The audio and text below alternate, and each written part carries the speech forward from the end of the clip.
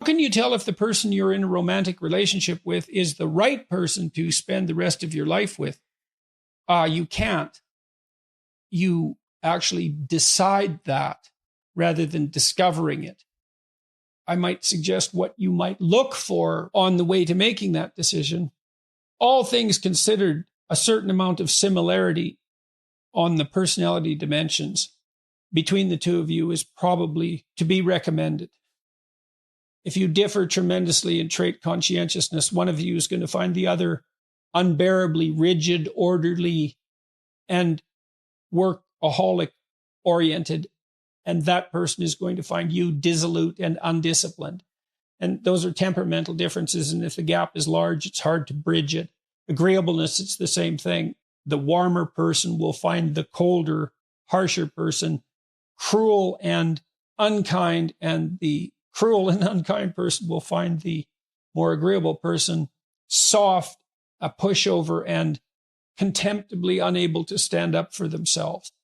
The extrovert will want to be out partying all the time, and the introvert will have had his or her fill of that very rapidly. So you want some temperamental similarity across the major personality dimensions, with the possible exception of trait neuroticism, which is the generalized proclivity to experience negative emotion.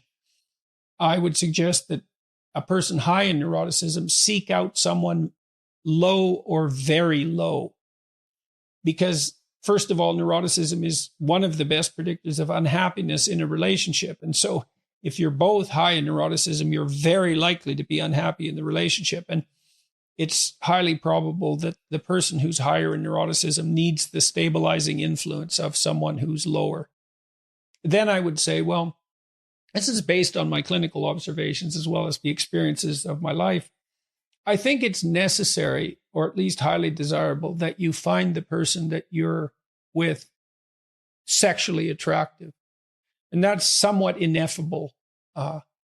You can be confronted with two people who are, by objective standards, equally attractive or perhaps equally unattractive, and find yourself very physically attracted to one of them while the other one will leave you cold. And that's a deep mystery. And I've seen couples who get along as friends, try to bridge that romantic gap by will. And I haven't really seen it be successful. So I think you need that spark that ignites sexual passion. Then you have to ask yourself if you can trust the person, if there are activities that you can share with them that would make up a life. If you're oriented in approximately the same direction with regard to your goals, especially important goals, career and children being foremost among them, if you think you could come to some agreement about how the economic resources could be distributed, or at least how that might be negotiated, if you can negotiate with the other person, and again, if you can trust them. And I would say of all those, trust is the most crucial component, maybe followed by the ability to negotiate.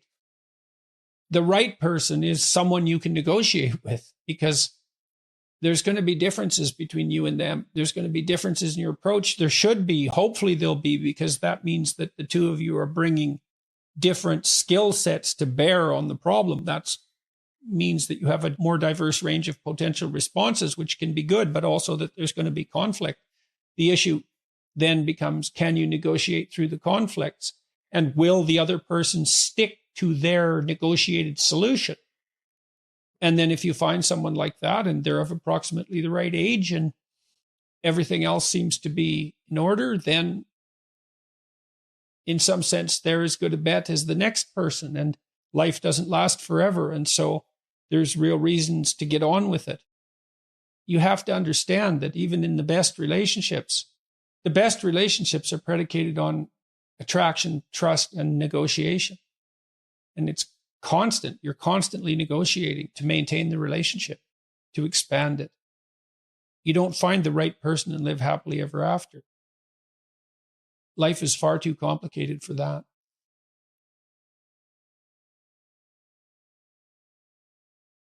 The Greeks had the maxim, know thyself. How do we come to know ourselves in terms of our personalities and, more importantly, potential? Well, one of the first ways to come to know yourself is to understand that you don't. You can learn to kind of watch yourself like you're watching a stranger, but you have to adopt a position. It's a position of radical humility, I would say. Humility in two senses. So one sense would be the humility of recognizing your ignorance. So you have to understand that you don't know who you are. And that's not easy to understand because you think you know. But then, you remember you can't control yourself very well. You're not very disciplined. You're full of flaws. Maybe you don't know yourself as well as you think. But it's hard to get low enough to understand how deeply it is the case that you are ignorant about who you are. Now, there's an upside to that too, which also is that you're also ignorant about who you could be. And so the discovery of that, is some reward for the horror of determining who you actually are. And then I would say, well, then you watch yourself. You watch yourself like you're watching a stranger. You watch what you say and you listen. And you think, well, what sort of person would say that? And how am I reacting emotionally when I'm communicating in that manner? Is that making me feel stronger or weaker? Is it filling me with shame? Is it helping my confidence? Am I laying out a lie? Am I deceiving myself and other people? Am I adopting this personality at parties that is designed to impress and to amuse, and it comes across as nothing but self-centered narcissism?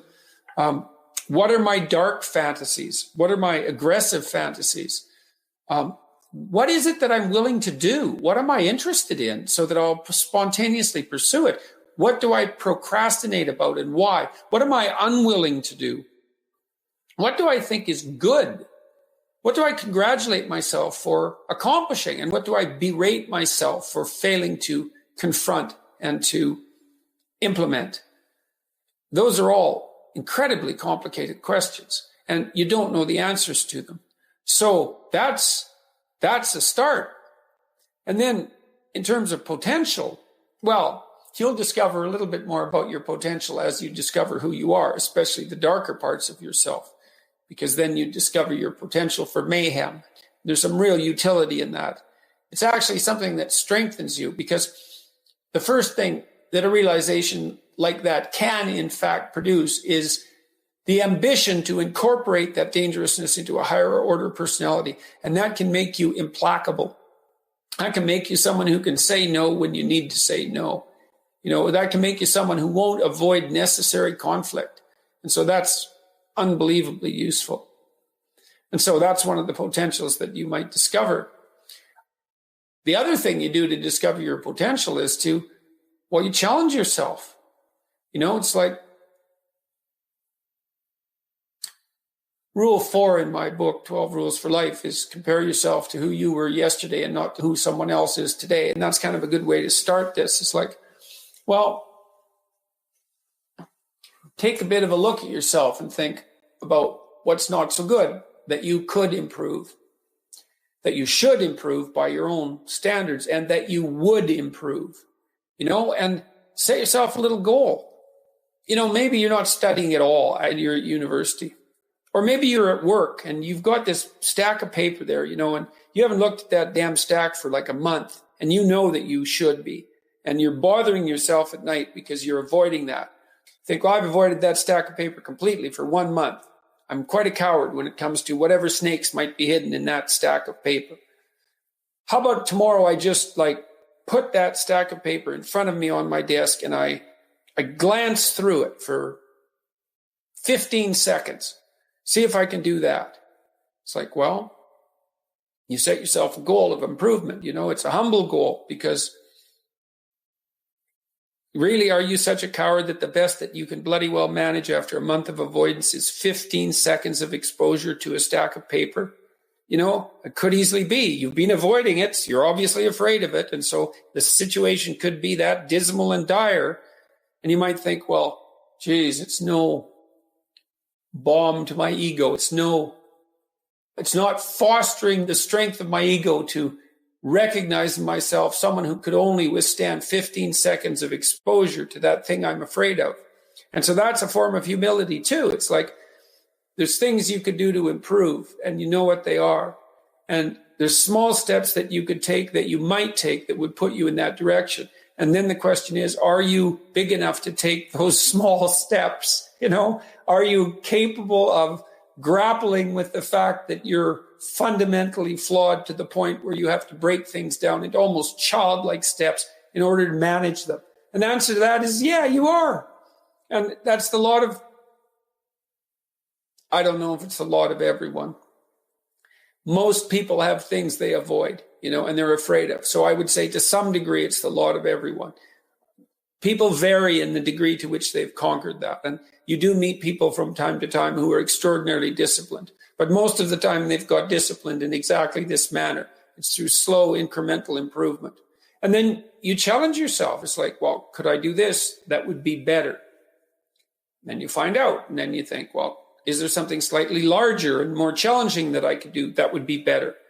And you try it and you find out. And as you try it and you find out, generally you get better at it and you can take on larger and larger challenges. You take responsibility for yourself. That's part of standing up straight with your shoulders back. It's like, take on the world, man, but only at the level that you can manage.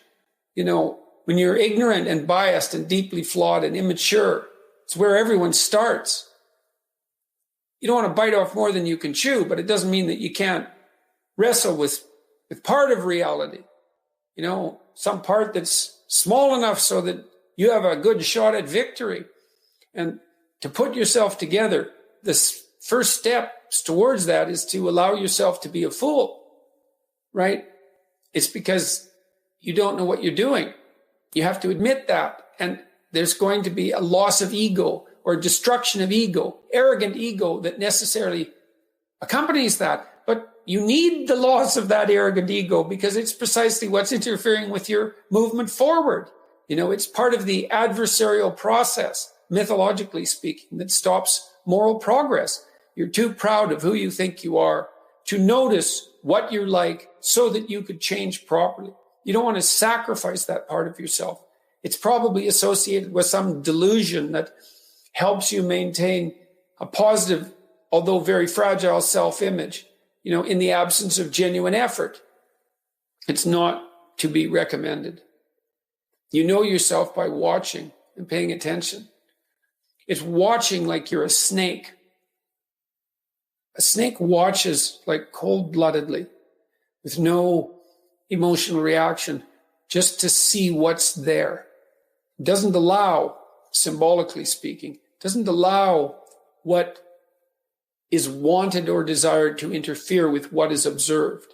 So you watch yourself like that, as if you don't know who you are.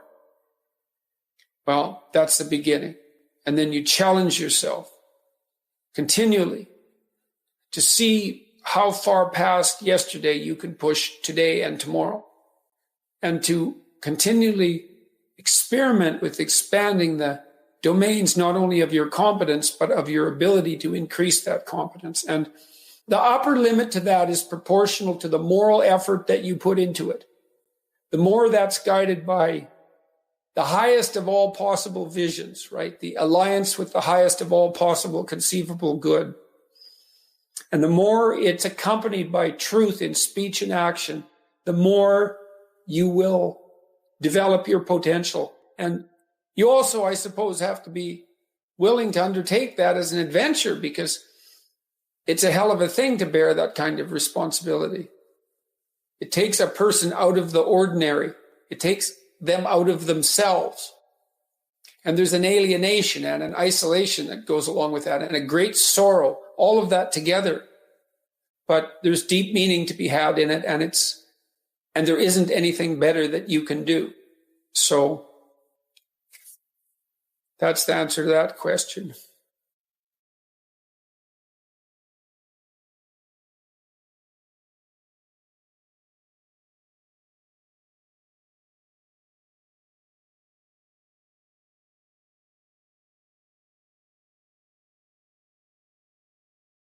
Let's say you can have a meaningful life by adopting responsibility, but it's a heavy load. You got to be awake and alert and on your feet and moving towards something difficult. You have to have some self-control, and you have to sacrifice in the present so that the future is better. It's complex. You have to integrate a lot. And when you take on some responsibility, your life has meaning. You think, I want a meaningful life. It's like, maybe you do. If you're willing to take on the responsibility. What's the alternative? Well, to garner a lot of unearned sympathy for your victimization position. You're quite different from other people, and you shouldn't be comparing yourself to them because they're not like you. You know, they don't have your family. They don't have your temperament. They don't have your troubles. They don't have your abilities. The only person that has those is you. And this is why one of the rules, I think it's rule 4, is compare yourself to who you were yesterday and not to who someone else is today. And see, that's a game you can win because you could be a little better today than you were yesterday. And that's a good thing. You're a little better. That's a good thing. And, you know, no doubt there are some things that you could improve. You know, if you sit and meditate for any length of time about what you're not doing optimally, answers will spring to mind. You know, you could be getting up earlier. You could be watching YouTube less. Comparing yourself to who you are now, that's a game you can win. And like I've seen this be effective in many, many cases in my clinical practice, for example. It's like you take stock of where you are. You know, what your advantages are and what your disadvantages are. And then you start with a little humility on the path of incremental improvement. And, you know, incremental improvement compounds. And so you can get a long ways. And then it's, you see, because trajectory in some sense is more important than position for human beings. I mean, if you're starving to death and deal, that's not the situation that I'm describing. But, you know, if you've got the bare necessities of life and so you're not surrounded by absolute privation, what you really want is to see that you're on an uphill path, you know, something that's got the right slope. And you can start anywhere on that path. And you can improve 0.5% a day or 0.25% a day. And you think, well, that's not very much. It's like, it's 100%. If it's 0.25% a day, it's 100% in 4 years. And that doesn't count compounding, you know, which means it's actually going to happen a lot faster. I believe that the world is constructed so that each person plays a vital role. And so every time that someone gets their act together, it's like, great. That's going to have way more positive effect than you think and stave off an awful lot of trouble because someone who goes bad can do an unbelievable amount of damage. So even just not going bad is a good thing. So one of the things I learned from Carl Jung, who I have great respect for, is that we necessarily exist inside a hierarchy of values. And that manifests itself all the time because in order to act, things have to come to a point, right? For you to do something, you have to decide at that moment that that thing is more important to do than anything else that you're doing. And it isn't only how you act, it's even how you perceive. Because when you look at the world, you look at some things, one thing, rather than all the other things you could look at. So even to look at something, and this is technically true, you have to value the thing that you're looking at. Okay, so you're always using values to interact with the world, perceptually and in terms of action. Now those values are organized. Otherwise you're a chaotic mess. So they're organized. There's some consistency in what you do, right? There's a narrative driving it. That's another way of looking at it. It means you exist inside a value hierarchy. Some things are more important than others. Some of the things that are important to you are even more important than other things that are important to other people. Yes, well, to you, to other people, period. Right. But you're pointing towards something. Now, you might be fragmented and pointing to a bunch of contradictory things, but that's not helpful. Let's assume that you're a reasonably integrated person. Okay. And so you're pursuing something of value. It's at the top of your hierarchy. Functionally speaking, whatever that is at the top of your hierarchy, that's God for you. And you might say, well, I don't believe in God. It's like, yeah, but you still have, you either something have that's your God. You have an ultimate value that performs the function that a deity would perform. I agree with that. And so there's the idea of the noble aim. And it's not something, it's something that's necessary. It's the bread that people cannot live without, right? That's not physical bread. It's the noble aim. And what is that? Well, it's to pay attention. It's to speak properly. It's to confront chaos. It's to make a better world. It's something like that. And that's enough of a noble aim so that you can stand up without, cringing at the very thought of your own existence so that you can do something that's worthwhile to justify your wretched position on the planet. And whatever it is that is you has this capacity to experience reality and to transform it, which is a very strange thing. You can conceptualize a future in your imagination. And then you can work and make that manifest. You participate in the process of creation. It's an amazing idea because it gives consciousness a constitutive role in the cosmos. If you just sit there, you'll die. You can't just sit there. You have to go act out in the world. Okay, so act towards what? Well, that's whatever your aspiration is. You have to have an aim. Okay, well, what should the aim be? Well, it should be something worth doing, let's say. Why do something that you don't feel is worth doing? What do you think's worth doing? Well, if you watch other people and you judge when they're doing something worthwhile, you usually judge them positively if you see that they're taking responsibility, at least for themselves. What, do you want to be completely useless so other people have to take care of you? That's pretty pathetic. And maybe you could get your act together so you're taking care of yourself and your family. And maybe you could even do better than that and take care of yourself and your family and your community. Well, good for you.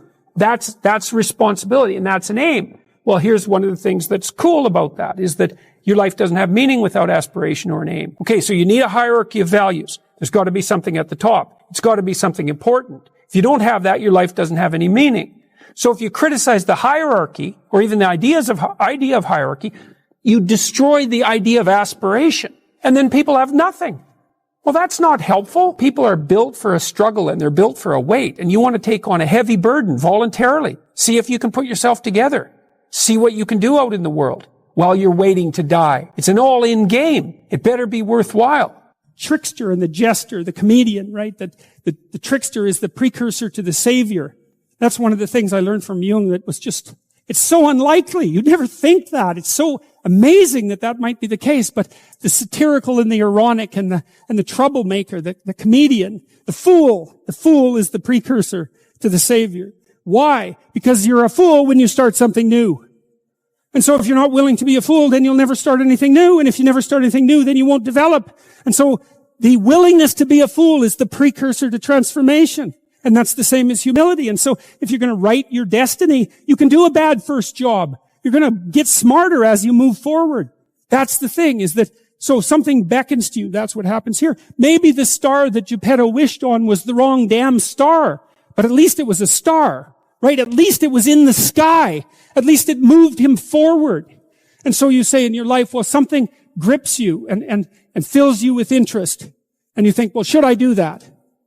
And the answer is, if not that, then something. Have some ambition.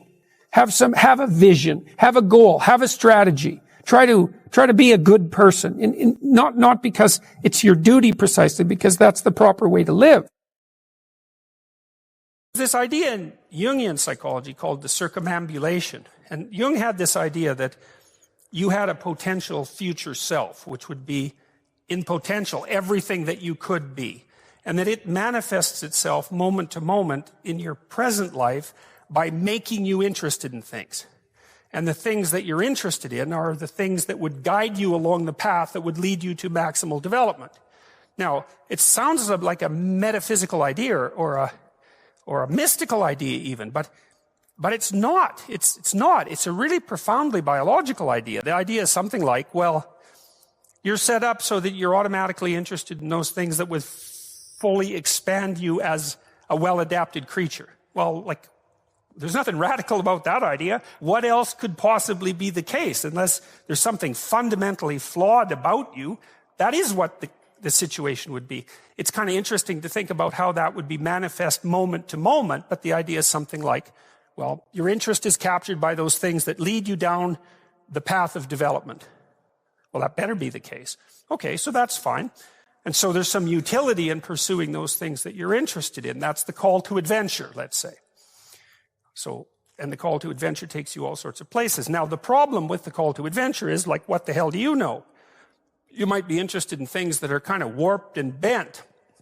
And often it's the case that when new parts of people manifest themselves and grip their interests, say, they do it very badly and shoddily.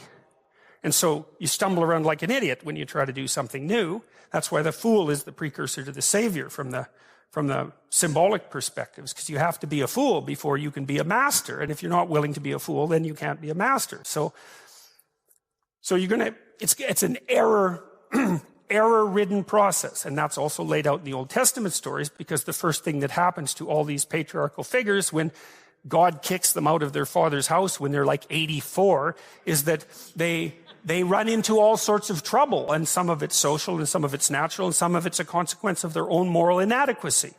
So they're fools. But the thing that's so interesting is that despite the fact that they're fools, they're still supposed to go on the adventure, and that they're capable of learning enough as a consequence of moving forward on the adventure so that they straighten themselves out across time.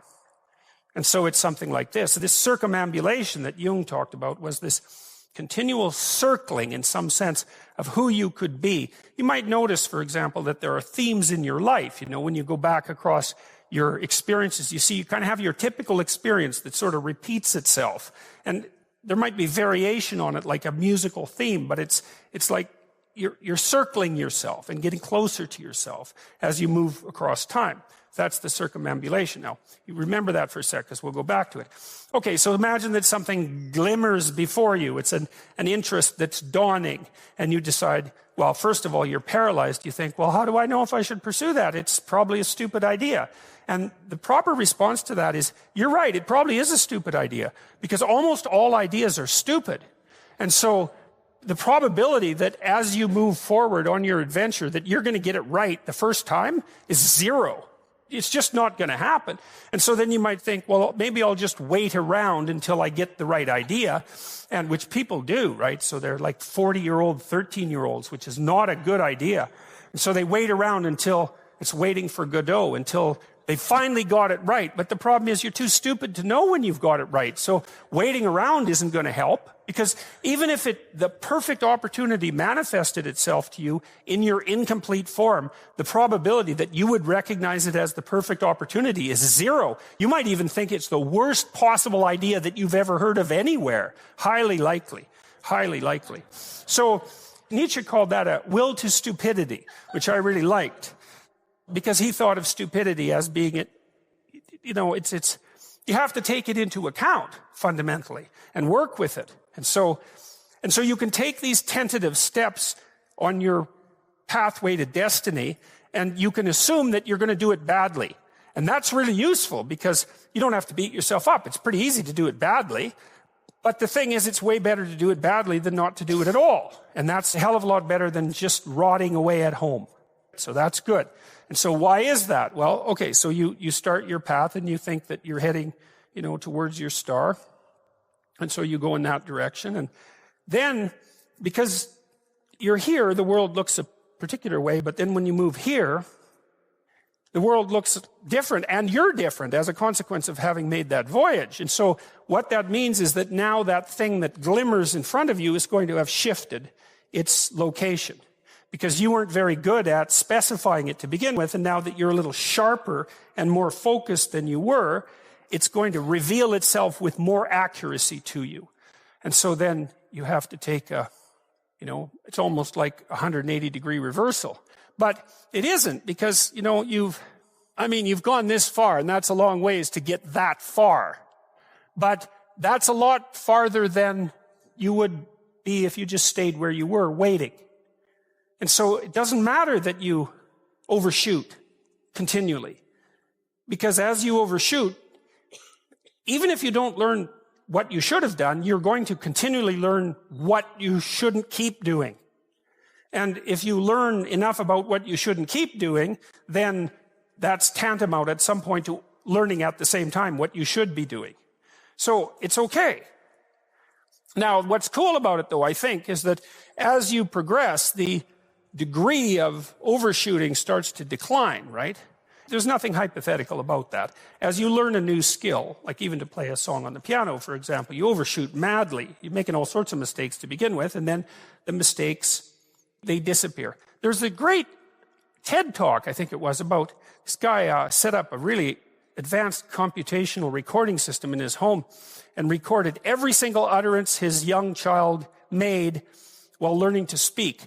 And then he put together the child's attempts to say certain phonemes and put them in a list, and you can hear the child deviating madly to begin with, and then after hundreds and hundreds of repetitions, just zeroing right in on the exact phoneme. So you might not know this, but when kids babble, because they start babbling when they're quite young, they babble every human phoneme. including all sorts of phonemes that adults can't say. And then they die into their language, so that after they learn, say, English, then there's all sorts of phonemes they can no longer hear or pronounce. But to begin with, it's all there, which is really quite interesting. But as they learn a particular language, they zero in on the proper way to pronounce that, and their errors minimize. And every time you learn something, that's how it is. And that's really useful to know, too, because it means that it's okay to wander around stupidly before you fix your destination. Now, you see that echoed in Exodus, right? Because what happens is that the Hebrews escape a tyranny, which is kind of whatever you do personally and psychologically when you escape from your previous set of stupidly held and ignorant and stubborn axioms. It's like, away from that tyranny. It's like, great, I freed myself from that. Well, then what? Well, you think, well, now I'm on the way. It's, no, you're not. Now you're in the desert, where you wander around stupidly, and worship the wrong things until you finally organize yourself morally again and head in the proper direction. So that's worth knowing, too, because you think, well, I got rid of a lot of things, excess baggage that I didn't need in my life, and now everything's okay. It's like, no, it's not. You've got rid of a whole set of scaffolds that were keeping you in place, even though they were pathological. And now you have nothing. And nothing actually turns out to be better than something pathological, but you're still stuck with the problem of nothing. And that's exactly why Exodus is structured the way that it is. It's that you escape from a tyranny. It's, hooray, we're no longer slaves. Yeah, well, now you're nihilistic and lost. It's not necessarily an improvement.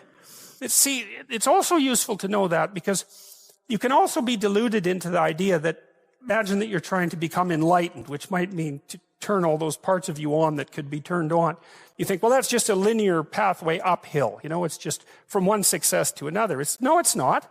It's like, here you are, and you're not doing too badly, and the first step is a complete bloody catastrophe. It's worse.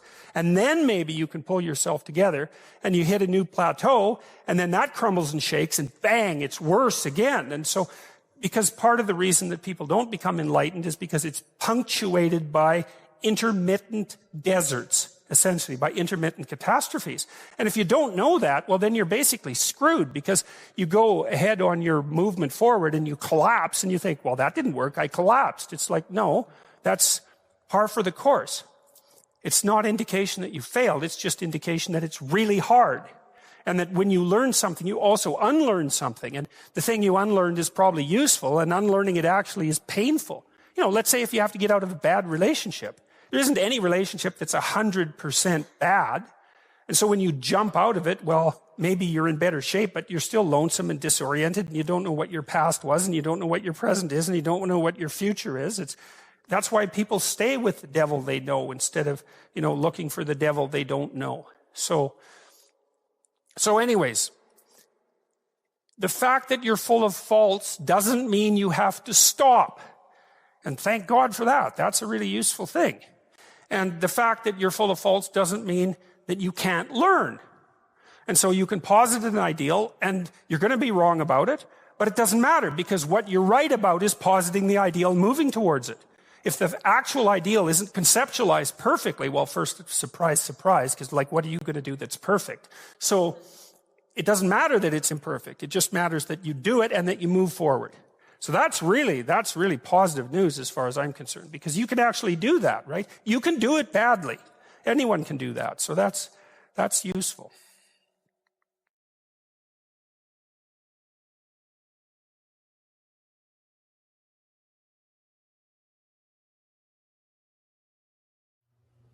Thoughts on the Eastern idea of moving away from excessive thinking into the awareness beyond thinking, removing it from the driver's seat to be used more as a tool.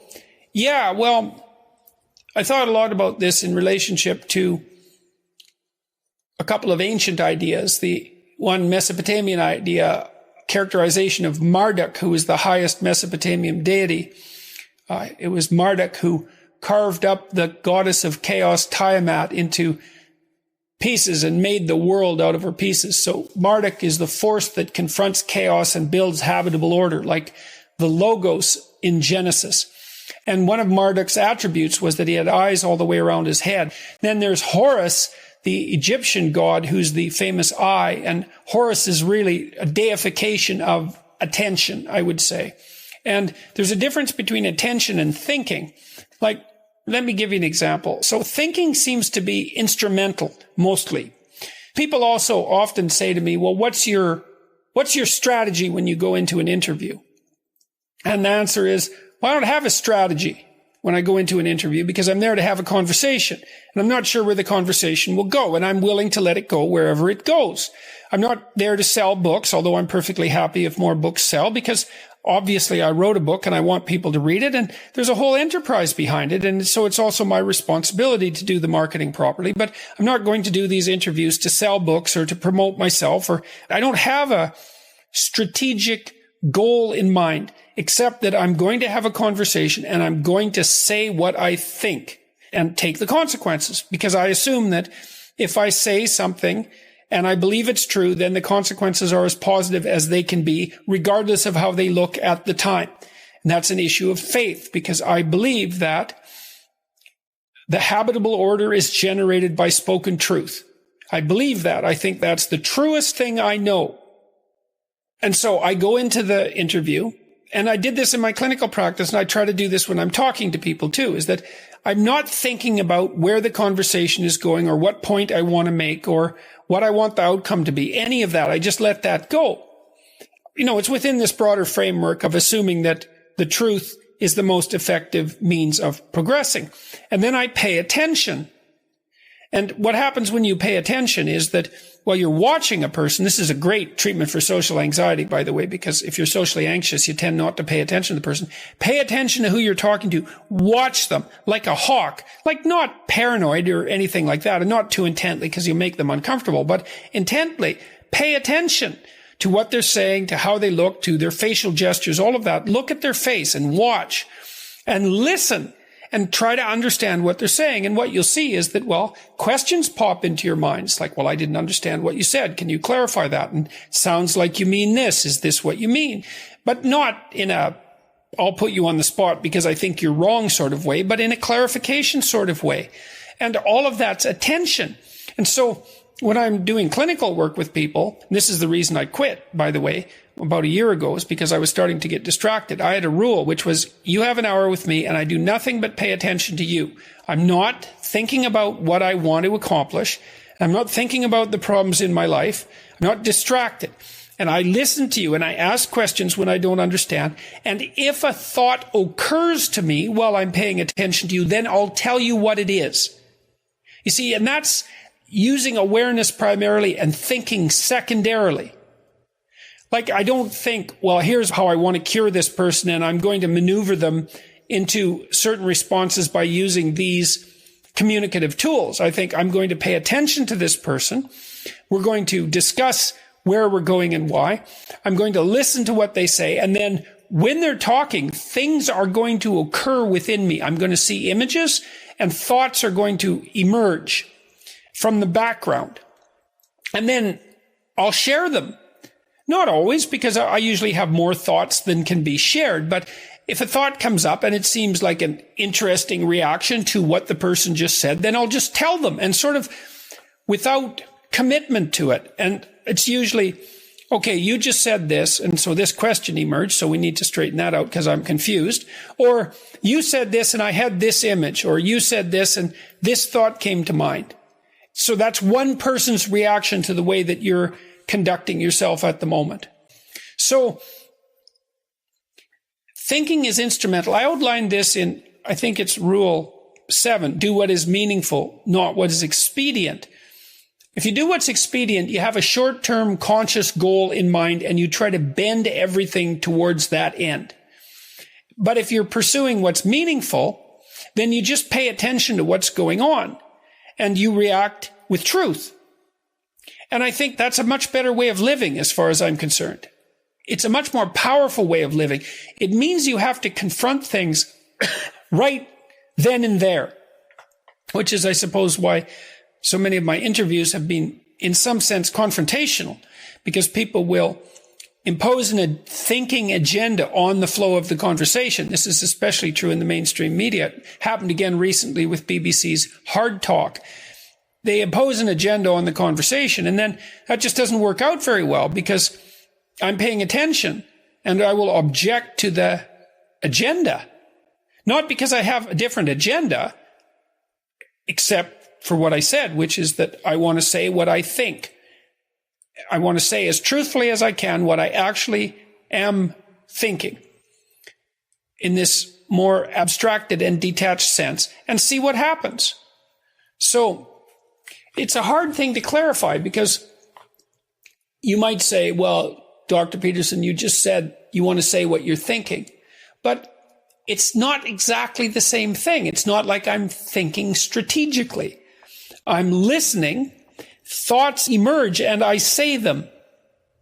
I'm not putting spin on things. I'm not trying to manipulate the conversation in any particular way. And again, the reason for that is because I decided a long time ago, probably 30 years, that there was no more effective way of dealing with a complex situation than to try to say what you believe to be true. And not to manipulate it, none of that. Because those are all lies as far as I'm concerned, that kind of manipulation and spin.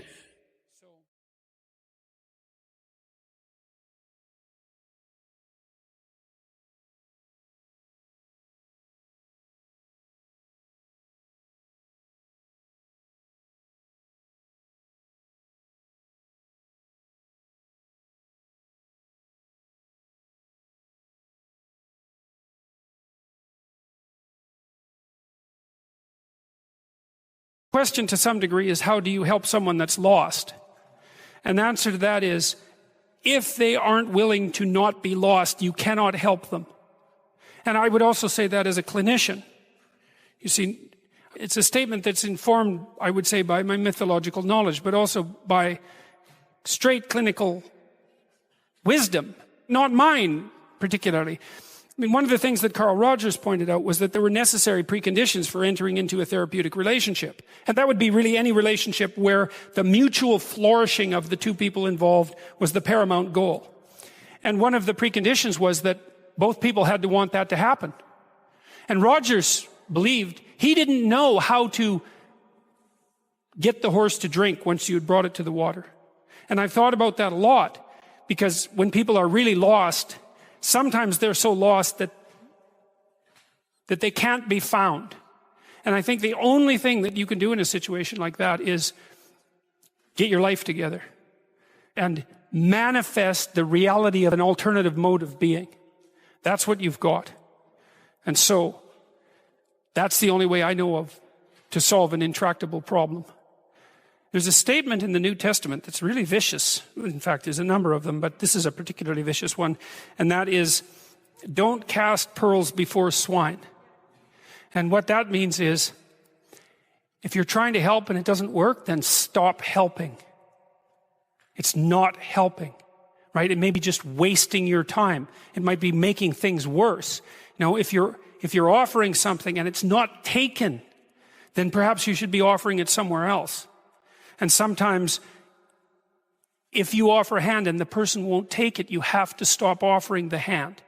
And then what you do is you go off and you have your life. And sometimes that means in people's lives, for example, that they have to leave their family members behind. There's a scene in the New Testament, this is another very harsh scene, where Christ is walking down the road with his disciples. I hope I've got this story right, but I've got it essentially right. And his mother calls to him and says, I believe that he's supposed to come back to the home because his uncle has died and that there's going to be a funeral. And he turns to his mother and says something like, let the dead bury their dead. I'm about my Father's business. It's something like that. And you read that and you think, that should have been edited out. No, but it shouldn't have been edited out, because it's exactly right, because sometimes the thing you do is walk away because there's no other solution. And if you are trapped in pathological relationships and you see no way out of them, if someone who is sinking has their hands around your neck and is pulling you down, you're not obligated to drown with them. You know, there's a rule too, if you're a lifeguard. Some of you have had lifeguard training. How do you approach someone who's drowning and panicking in the water? Feet out, right, like this. It's like, I'll save you, but that doesn't mean you get to drown me while I'm doing it. And if it's you drown or both of us drown, it's you drown. And that's wisdom. That's not cruelty, right? So, yeah. The hero story is another fundamental element of the clinical theories, I would say. It's predicated on the idea that you learn through voluntary contact with that frightens or disgusts you. And that's a hallmark of psychoanalytic theory. Carl Jung said his primary dictum was insterquilinus invenitur, which I'm sure I'm massacring because it's Latin, but it meant in filth that will be found. And one of the hallmarks of the clinical theories is that within the confines of everyone's experience, and you can think about this as experience out in the world or experience in the unconscious mind, there are dirty little secrets, let's say, and skeletons and dreadful old fears and remnants of abuse and memories of pathological behavior and failures of courage that leave you undeveloped, perhaps out of avoidance, and that the psychoanalytic process is precisely the careful encounter with those forgotten and repressed elements of the self in the hope that a clear encounter will redeem them, unite them with the remainder of your personality, and make you stronger in consequence. And I would say that that's just a variant of the manner in which human beings learn, and we'll talk about this more in relationship to Piaget, because you always learn when you're wrong, which is very annoying. Now, what do you learn when you're correct? You're walking in the world, you're operating in the world, you have a sense of what you want to have happen. You're always looking at the world through this sense of what you want to have happen. You're acting so that what you want to have happen will happen. And when it happens, well, then you're happy because, well, first of all, you get what you want, and that's good, maybe, depending on what you want. But it's also good because if you get what you want when you act, then it turns out that your model of how to act is valid, right? The outcome, that you get what you want, indicates no error on the part of your model. But it's very frequently the case that when you act to get what you want, you don't get what you want. And then that's unpleasant because you don't get what you want. But it's even more unpleasant because it brings with it the hint of a suggestion that the manner in which you're construing the world is incorrect at some indeterminate level. So, for example, if you tell a joke at a party, you presume that when they hear the joke, they will laugh. And then if you tell the joke and it goes flat, or even worse, disgusts and offends people, then you're going to be taken aback. And that's partly because you didn't get what you want, and that's not so good. But it's more because there's something wrong with the way you conceptualized the situation. And then you're faced with a problem, and the problem is the emergence of a domain of the unknown. It's like, well, what kind of mistake did you make? Maybe you're not as funny as you think you are. That could be a big problem. Maybe you're not around people who are the way you think they are. Maybe they don't like you as much as you thought they liked you. I mean, the potential for various paranoid thoughts of increasing severity to come welling up at you in a situation where you make even a trivial social mistake is quite broad.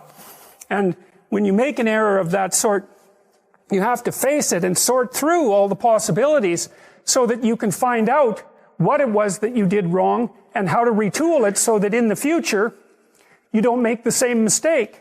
Well, that requires in some sense what you might describe as a journey into the belly of the beast being that place where things have fallen apart and where you're overwhelmed with negative emotion and chaos and confusion. And that's a very old story. That's the story of the journey to the underworld. And the hero is the person who makes the voluntary journey to the underworld to collect what's been languishing down there. And that's the basic motif of psychoanalytic theory.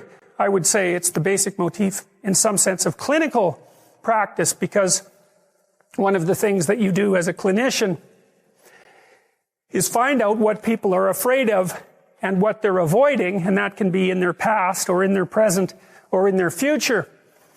Break it down into smaller pieces and help them devise strategies of approach and mastery. And that improves the quality of their personality and helps develop them into people who won't make the same mistakes over and over again. What do you want in your life? It's a very hard question to answer. You're going to have to put some effort into your life. Set up some aims for yourself, goals that you actually value. You need to be motivated to do that. If you're extroverted, you want friends. If you're agreeable, you want an intimate relationship. If you're disagreeable, you want to win competitions. If you're open, you want to engage in creative activity. If you're high neuroticism, you want security. So now you've got your thing to aim at. Think, well, I'm motivated because I got my thing to aim at. Yeah. It's like you're not as motivated as you could be because you don't yet have your thing to run away from. Because if you really want to be motivated, you want to be going somewhere and you want to be not going somewhere else. You got to aim at something. Otherwise, your life is meaningless. Well, what should you aim at? Well, pick something. Aim at it. As you move toward it, you'll get wiser. Then maybe your aim will change. That's okay. But at least it'll change in an informed way. Discipline yourself in one dimension. See what happens. In some sense, life is a game. The analogy is that in life, like in sports, you're setting forth an aim and then arranging your perceptions and your actions in pursuit of that. And that you also generally do it while cooperating and competing with other people. Right. So that's also the game-like element as well. Okay, so once you get your goal structure set up, you think, okay, if I could have this life, looks like that might be worth living, despite the fact that it's going to be anxiety-provoking and threatening, and there's going to be some suffering and loss involved and all of that. The goal is to have a vision for your life such that, all things considered, that justifies your effort. Put yourself in the right frame of mind. Treat yourself like you're someone responsible for helping. You're someone that you are responsible for helping. So what that means is you have to start from the presupposition that despite all your flaws and insufficiencies, that it's worth having you around and that it would be okay if things were better for you. It's like if you want to have everything you could possibly want and more, then be a good person. The better a person you are, the more likely that is to happen. That doesn't mean that you're completely protected against getting cut off at the knees. But there's no better strategy. Then what do? Well, then you turn down to the micro routines. It's like, okay, well, this is what I'm aiming for. How does that instantiate itself day to day, week to week, month to month? And that's where something like a schedule can be unbelievably useful. Google Calendar. It's like, make a damn schedule and stick to it. Okay, so what's the rule with the schedule? It's not a bloody prison. That's the first thing that people do wrong. They say, well, I don't like to follow a schedule. It's like, well, what kind of schedule are you setting up? Well, I have to do this, then I have to do this, then I have to do this, and then I just go play video games because who wants to do all these things that I have to do? It's like, wrong. Set the damn schedule up so that you have the day you want. That's the trick. It's like, okay, I've got tomorrow. If I was going to set it up so it was the best possible day I could have, practically speaking, what would it look like? Well, then you schedule that. And obviously, there's a bit of responsibility that's going to go along with that, because if you have any sense, one of the things that you're going to insist upon is that at the end of the day, you're not in worse shape than you were than at the beginning of the day, right? Because that's a stupid day. If you have a bunch of those in a row, you just dig yourself a hole and then you bury yourself in it. It's like, sorry, that's just not a good strategy. Now it's okay. Now you got your vision. You're trying to get through a territory you don't understand. And here's your option. No map. A map that's not so good, but has some things about it, or a great map. Well, obviously the great map is the thing you want, yeah. But the map that's something is way better than the map that's nothing. Plus, as you explore, because of your map, you can start to fill in the details. Let's say you aim at something and you develop some skills along the way, and then you get like a third of the way there and you think, oh, that's not for me. It's like, well, yeah, fair enough. But now you've still got the skills you developed. You know exactly why it's not for you now. And then you can bring that wisdom back, even though it's not perfect, you can bring it back to your next plan. And so as you plan, you get better at planning, which is the crucial thing. So then we say to people, well, take your positive vision and make it into 8 stateable goals, right? So, and then rank them in a hierarchy, break the goals into incremental goals so that you have a reasonable probability of succeeding within some time frame. That's the other thing. You have to parameterize it with regards to time frame. That's right.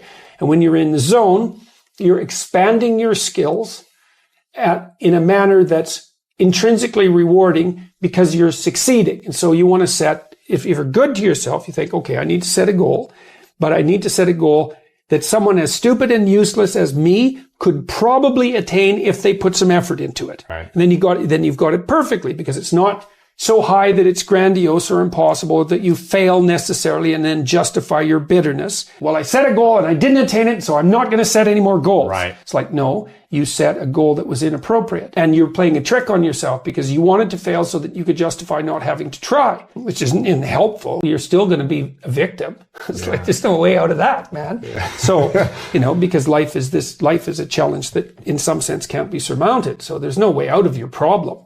But there are certainly proper ways of dealing with it. And then the next thing is, okay, you need a rationale for them, because you're going to have doubts and people are going to put up obstacles. Why would it be good for you? Okay. Why would it be good for your family if you attain that goal? Why would it be good for the broader community? Because if it's a good goal, it should be good for you. That's fine.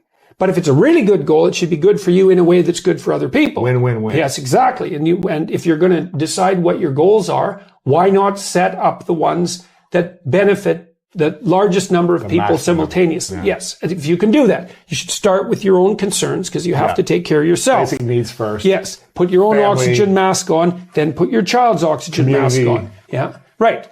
And then you can, as you build up the basis of competence locally, you might develop enough skills so that you can expand that outward. And it also gives your goal a certain amount of nobility. And so if someone challenges you and says, well, why are you doing that?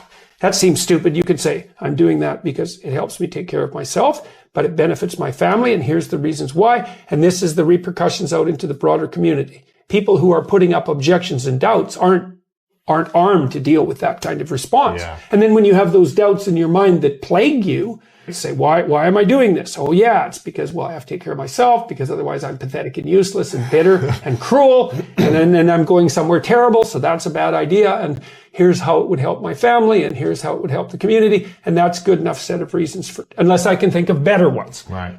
If without better ones, that's good enough. When the unknown emerges, you tend to experience anxiety. And then there's the known, and I define the known very specifically and very carefully. The known is the place you are when what you're doing produces the results you want. And I say want because that brings motivation and emotion into the game. So you're motivated to pursue something. You pursue it, and what you want happens. Not only do you get what you want, but you get validation for the structure that governs your perceptions and your actions.